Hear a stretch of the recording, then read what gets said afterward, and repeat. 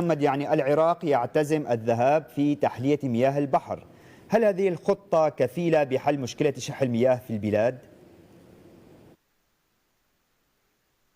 يعني هي خطوة جيدة. يعني لدينا اليوم في محافظة البصرة مشروع تحلية المياه. هذا المشروع عانى من الصراعات السياسية على مدى الحكومات للأسف الشديد. واليوم هذه المحافظة البصرة محافظة غنية بالواردات، وتغذي العراق، بل تغذي حتى دول المنطقة. ثم الجانب الإيراني والجانب التركي هم أيضا يستفيدون من العراق من ناحية الاستثمارات.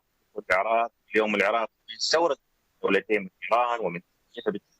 هذه هي ايضا مشكله كبيره لا يوجد انتباه او لا يوجد انتباه لها في هذه الدول.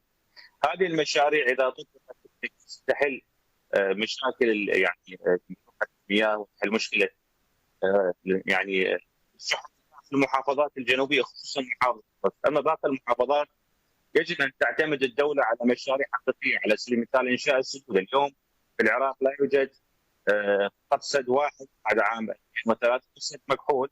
وهذا المشروع الذي تنفذه الحكومه الحاليه او نفذته الحكومه الحاليه يحتاج الى فتره طويله الى ما يقارب سنوات. لكن هناك مفارقه كبيره. يعني قبل عام 2003 في زمن النظام السابق رغم الحصار ورغم حرب الخليج وما عاناه العراق من ضغوطات خارجيه من النظام السابق، كانت هناك سدود ما يقارب 7 أو 6 سدود. فبالتالي للاسف الشديد الحكومه بعد عام 2030 الان لا توجد هناك جديه، لا يوجد هناك عمل حقيقي لانشاء طيب. السدود يعني الحفاظ على كميات المياه مخزون الماء الذي ربما سيحل لنا مشكله يعني التغيرات المناخيه التي قد تحصل كما ينذر بها الكثير من المختصين البيئي والزراعي. وكما اطلق رئيس الوزراء اليوم، يعني اليوم ناشد دول الجوار دول المنطقه وفي قضيه الالتزام بالسياسات المائيه والتخصص المائي وخصوصا الجانب التركي والجانب اليمني.